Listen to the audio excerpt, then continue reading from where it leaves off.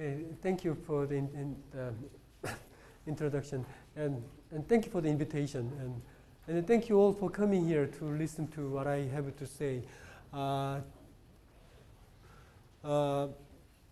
The title is Innovation, Communication, and the Ever-Growing Metropolis. It's big theme, but I will have to confess that my empirical research about this was small.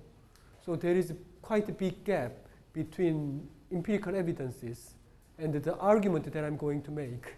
So it is quite speculative, but I guess speculation inspires more than rigorous research. So that's what I really intend to do here. So, so I would like to look at the connection between communication technology and the metropolis. These days we talk about internet a lot, and it's a connection with the space. Now that we have internet, you can work anywhere, and you don't have to go to office, and you don't have to actually meet the people, etc. And some people predict that if we have even better internet, maybe we don't need a city. You can live in the mountain, on the beach, and then you can work together through the internet. Right? But what we tend to forget is that we have been hearing this same thing for the last 100 years. So when the telephone was developed, invented, people were talking about this exactly same thing. And when the fax was invented, they talked about the same thing. So every time when there is new invention about communication technology, they said, now we don't need a city, where the distance is gone, and so you can live anywhere. But somehow we still have cities, and the cities are still growing. And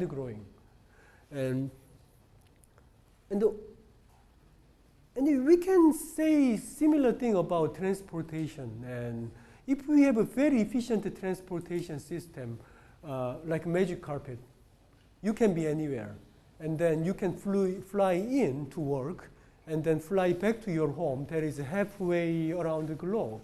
So then the city will be gone. We don't need a city, right?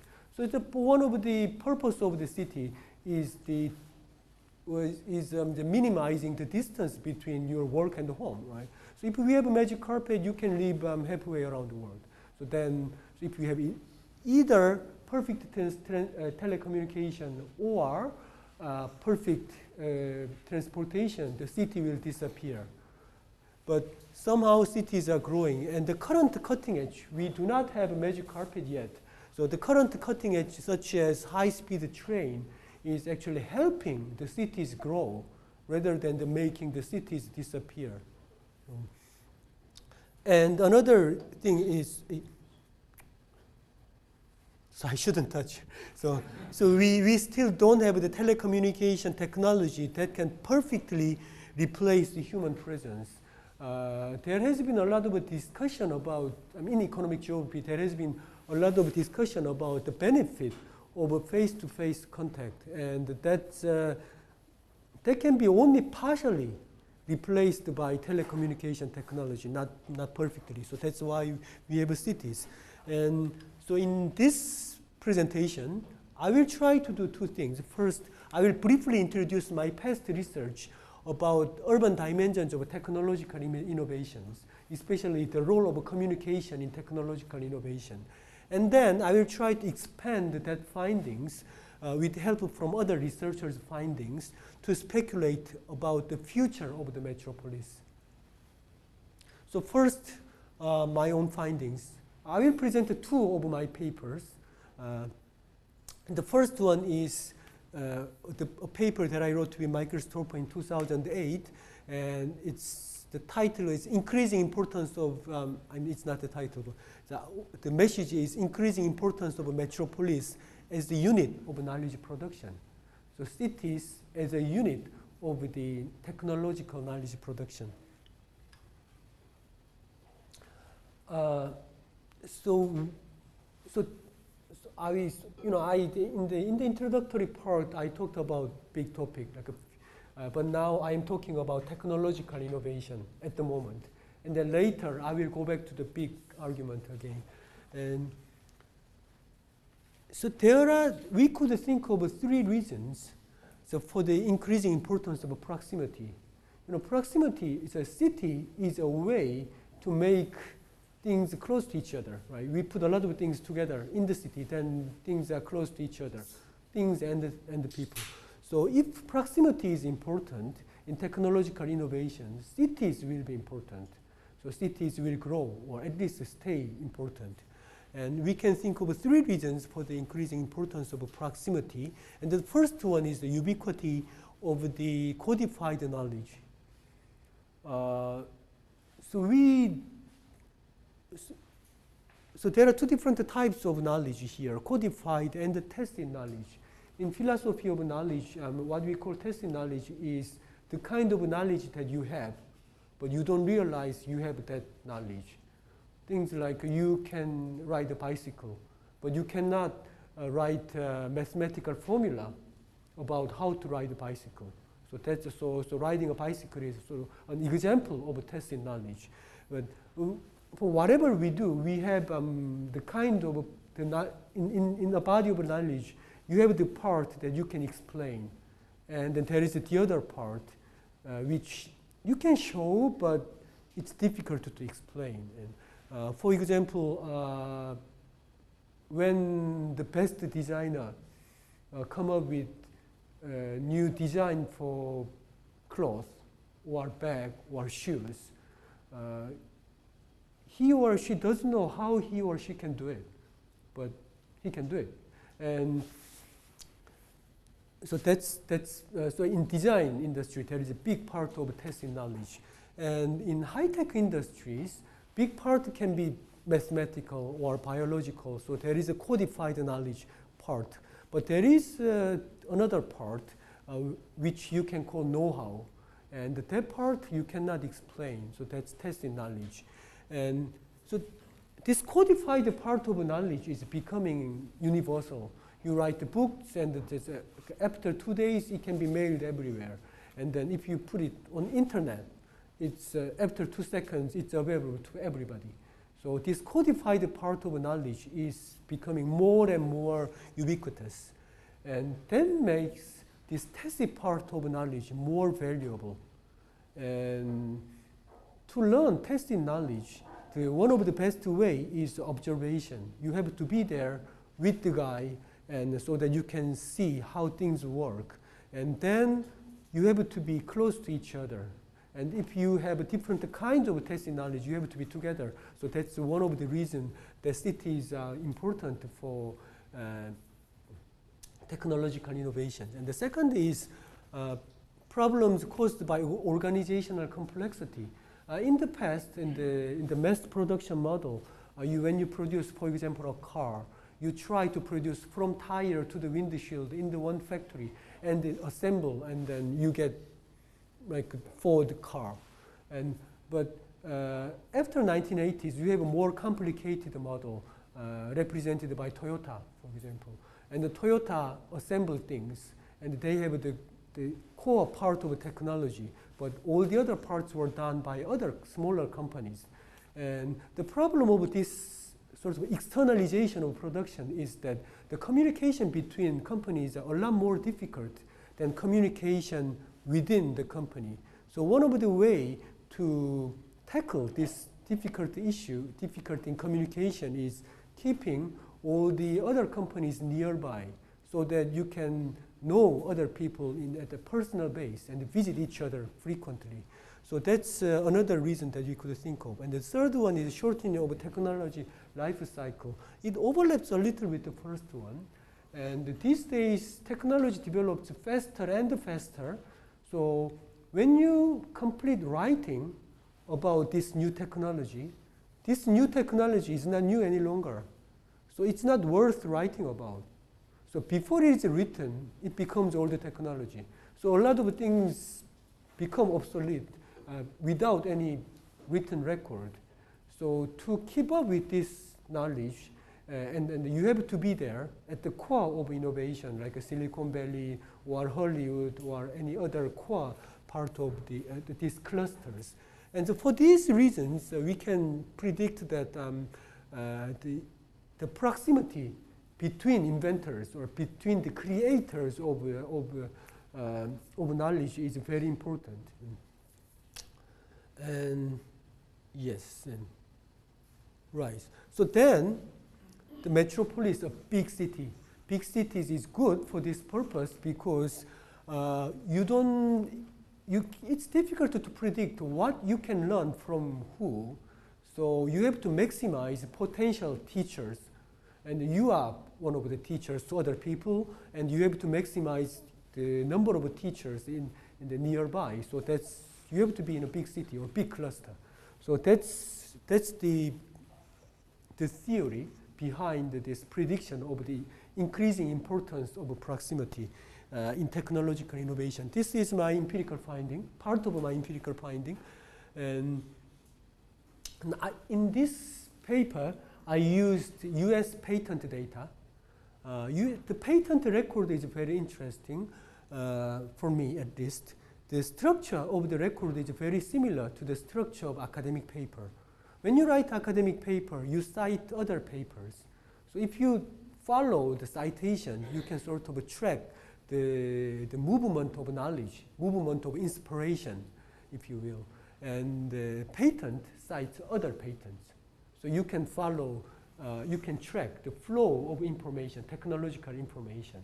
And so without getting into all the details about the controlling variables, etc. So this chart shows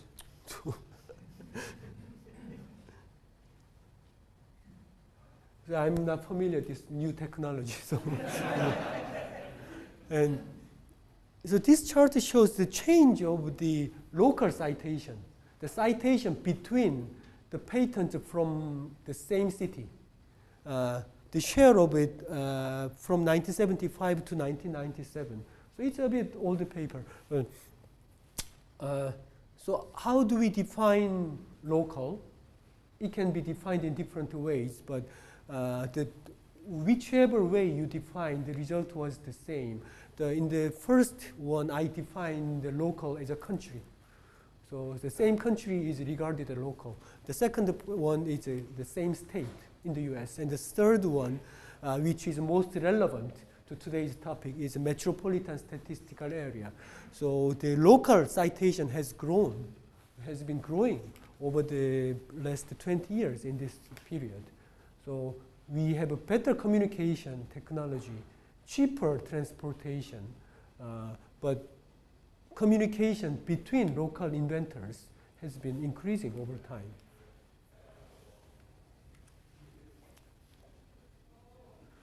So this is, so I broke it down at the metropolitan level, the different types of inventors, whether different types of inventors have a different spatial behavior.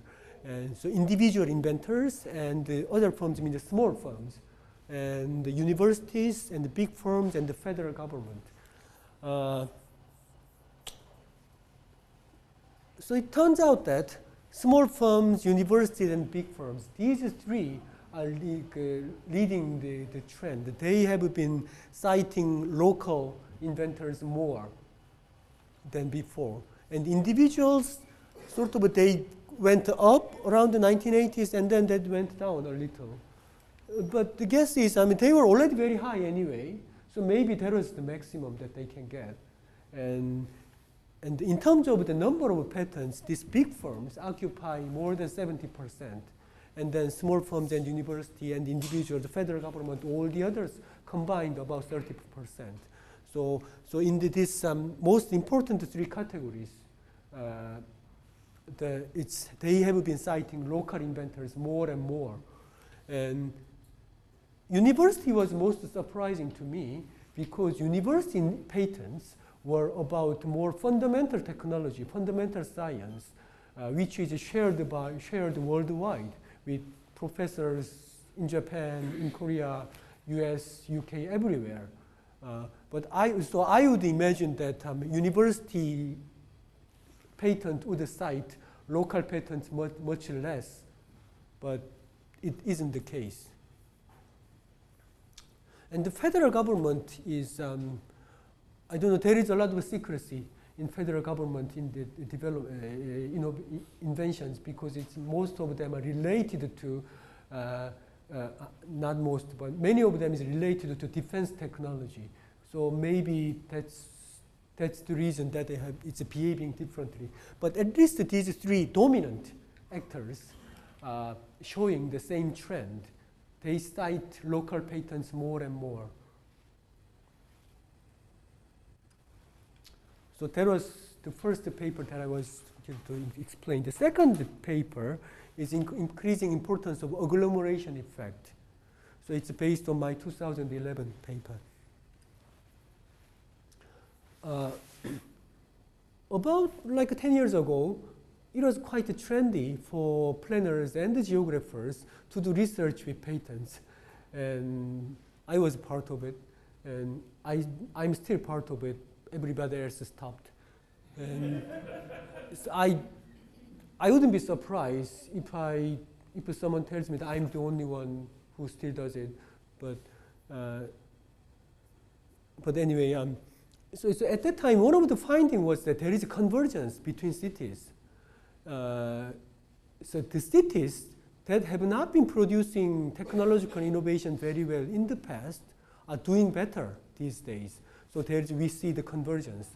And the evidence was very clear. There actually is convergence, which is quite contradictory to my finding of the 2008 paper.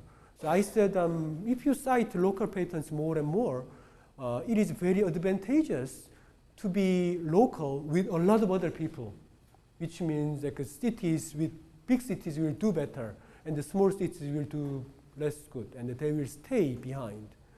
So I was a bit confused. I was confident about my finding, but other people's findings looked all right as well, and there are a lot of them, and I was alone. But later I figured that there are many different ways of convergence, and I could think of 3 different kinds of convergence, and that is why convergence and the increasing importance of big cities can actually coexist. This is one way of convergence, and this vertical axis represents knowledge productivity, simply measured as number of patents divided by employment of each city. And this is a city size. So small city here, bigger city is there. So if there is benefit to the size, this will be like this. Bigger cities will be more efficient in producing technology. So this is the trend line. But obviously, the 2 cities with the same size wouldn't be exactly the same. So it will be like scattered around the line. So for example, these 2 cities are similar size, but this is doing a lot better in terms of efficiency than this one. And you touched the screen. okay. Did I? You have to go back on it. Okay. Oh, did I? Yeah, you did. Right. Sorry. So from here to here, the only thing that, the size of dots look different. We're supposed to be the same. Sorry about that. And oh, right. I have to say that this slope would represent agglomeration effect or the benefit of agglomeration. Right? If it is more stiff, it means that small difference in city size would make a big difference in efficiency. So this slope represents the efficiency. And the slope is the same here. And the difference between in terms of efficiency for 2 cities with a similar size,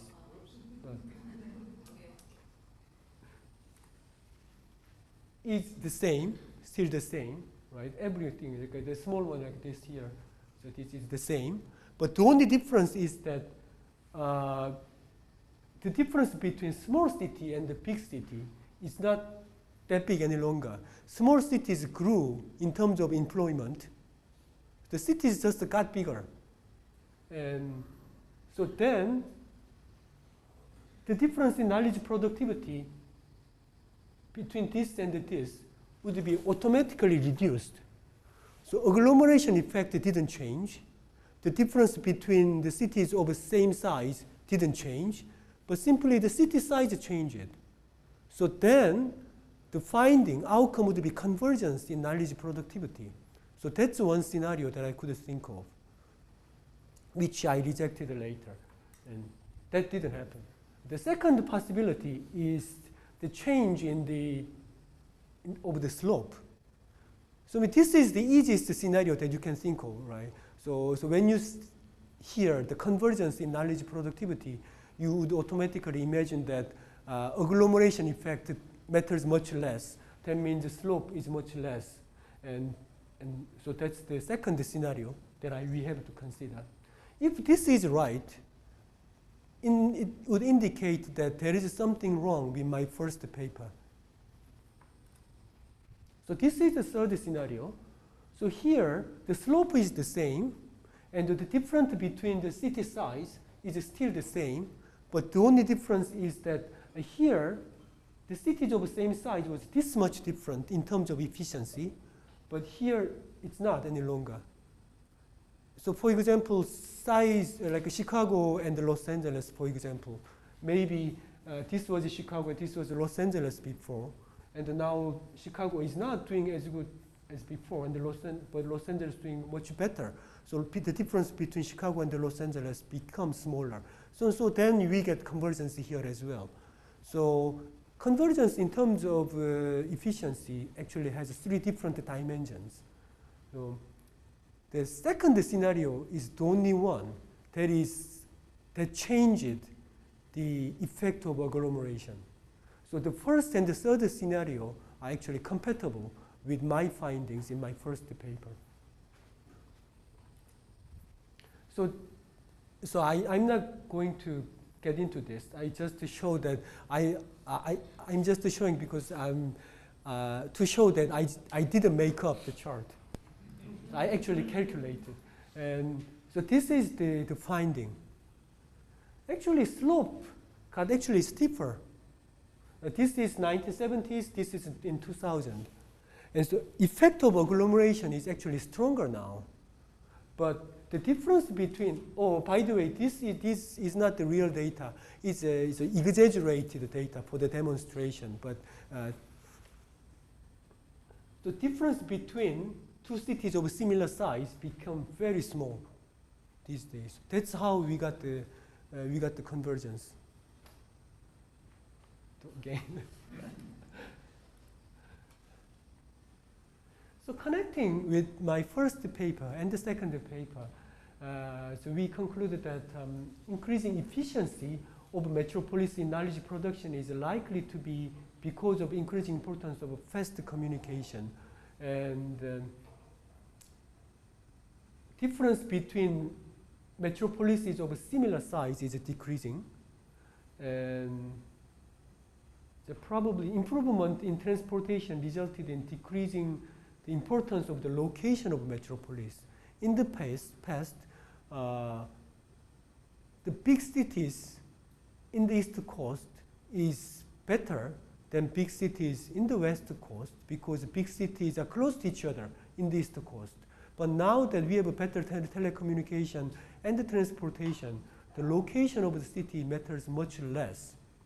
But size matters much more than before. That's what I found. So they are my findings. And from here, I try to speculate and to make the argument that I'm going to make after this slide. I will probably need 100 other papers like that, but I'm trying to make that argument based on 2 papers.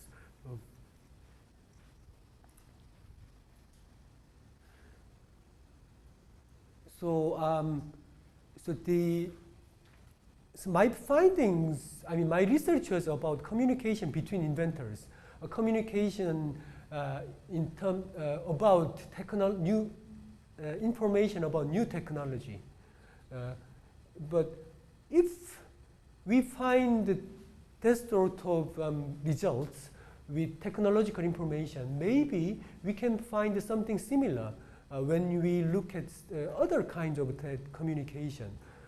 The closest two things that I could think of was high-end producer service industry, where bankers have to communicate about financial products and the financial information. And that's quite similar. That's complicated, it requires a lot of testing knowledge. It's communication between experts.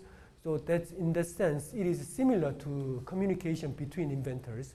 And the second one is communication between cultural innovators, like designers and movie producers and writers, etc. They have a lot of testing knowledge. The trend changes very fast, just like high tech. And so maybe their spatial pattern of their communication might be different, similar to high tech industries. And so, so from that assumption, Alan Scott make argument that so many of the information-intensive industries tend to locate themselves close to each other, forming a cluster of a cluster. There is a cluster of, say, banks, and then there is a cluster of insurance companies, and there is a cluster of other things. Taking an example from London, there is a cluster of cultural industries in the West End, and there is a financial district, and there is a high-tech industry in the east, in the what we call Silicon Roundabout, and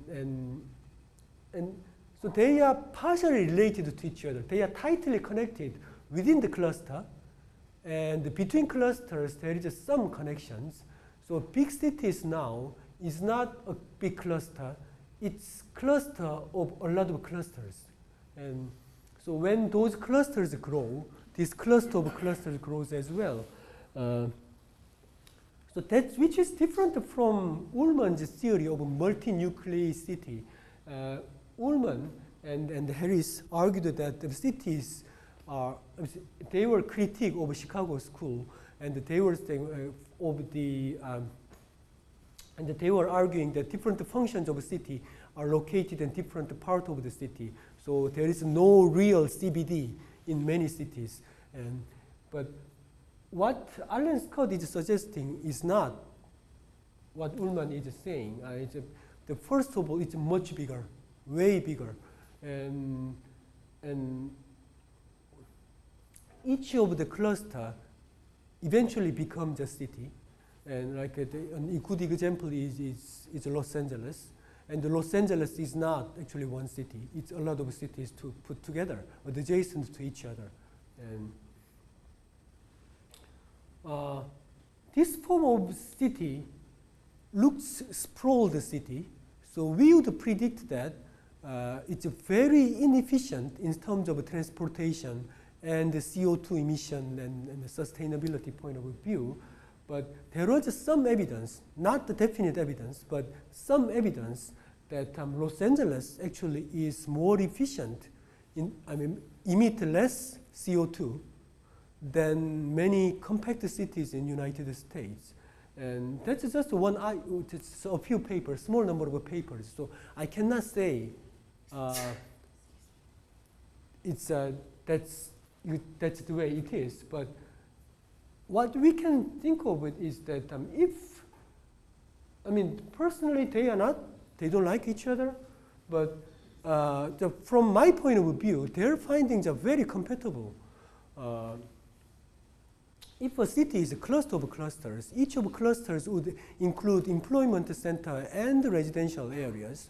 So actually all the commuting is within the cluster. And because all the clusters are adjacent to each other, it looks like a big city, but actually it isn't. So commuting distance is not too far. So that's feasible. I'm not saying they are definitely right, but that's very possible scenario.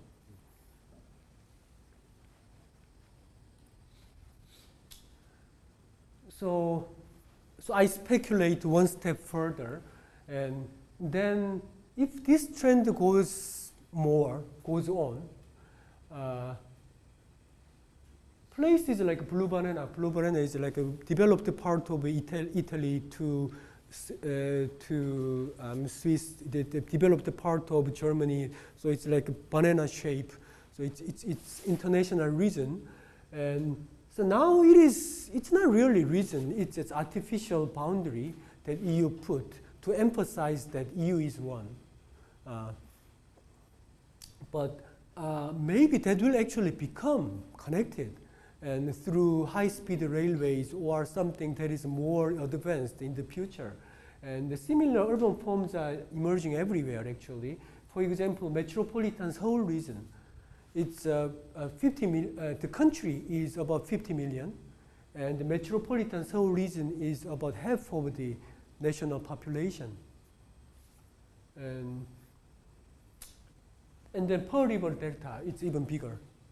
And with the three dominant cities, the Shenzhen, Guangzhou, and then the Dongguan, each of them minimum 8 million, and a few other cities. Yes. These large constellations of clusters, they have names of the largest entity in the cluster: Seoul, Shanghai, Tokyo, but they're actually composed of a lot of smaller political jurisdictions. Yes. In many cases, but how many of them have an overriding umbrella jurisdiction that serves as a planning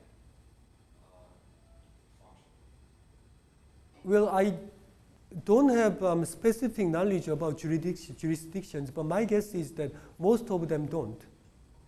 Because economic activity, the boundary of economic activity and the boundary of jurisdiction doesn't automatically match. So, and what I'm arguing in this presentation is that the boundary of economic activity is getting bigger and bigger. So, it's a jurisdiction from the past wouldn't match. And the Tokyo metropolitan area is another example, and other places as well. And so this tendency will create extreme spatial unevenness within the region, because these big cities get bigger and bigger, and this peripheral region becomes empty. But at the same time, it will reduce spatial unevenness between regions. So big core city and another big core city over there, like I don't know, 1,000 miles away. And from my findings, it was found that the location of the city matters much less. So then the difference between regions would be reduced. And the political regionalism as a national political issue may lose importance, because the politicized issue at the national scale is usually between regions. So the smaller the spatial unevenness within the region doesn't become national issue. So usually the politicized issue is the unevenness difference between regions. So maybe so this tendency will make regionalism as a political issue much less important.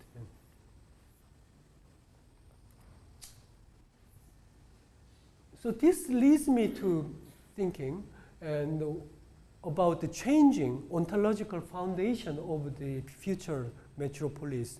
The city in the past was about things, putting things together in the same place, and it was about transportation. For example, Chicago is a city developed based on the transportation. And so the purpose was reducing transportation time shorter. Right? So we put a lot of things together in the city, then you don't have to move things around too far away. So transportation, space, and the things, that was the ontological foundation of the city in the past. But I think it's changing. It's communication now. It's, as I said earlier, face-to-face contact. It is for the communication. And so for the more efficient communication, people, not the things, have to move.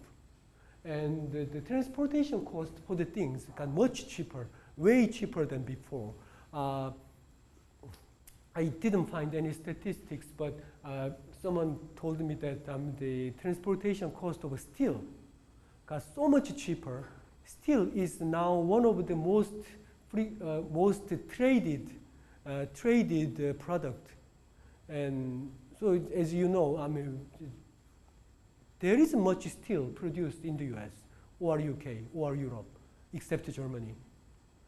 But we use a lot of steel here because that's imported from Brazil, from Korea, from China. It's very heavy, the heaviest thing, but it is traded. So because transportation of things become much cheaper. But transportation of people is still expensive because people who is worth moving are rare.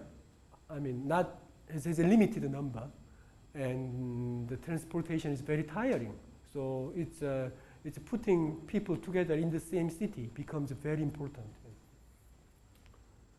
And time, not space. It's with the faster and faster technological innovations, it's important to communicate faster, and so that maybe the time is now the ontological foundation of the city, not the space. So policy implications. So if this is true, if that's an unstoppable trend, and what we can do is put more emphasis on the internal efficiency of flow within the metropolis rather than efficiency between metropolis. Because we have been trying very hard, planners and the transportation engineers and the politicians have been trying very hard to make flow in the national territory more efficient. But if metropolis, the biggest cities are growing bigger and bigger, the congestion problem within the city will become even more important than now. And so that's the emphasis that we have to put. And so then in the same token, transportation investment within the developed part of the country is the key to the national economic competitiveness. So Beijing-Tianjin Railway, that's the fastest train in the world, and or planned high-speed underground rail in Seoul metropolitan area. This is not the subway; it's the high-speed rail underground, and or the cross-rail in London. So that sort of transportation is important if my speculation was correct. And that's it. A lot of speculations. So don't attack on from the lack of rigor. Thank you again. Thank you.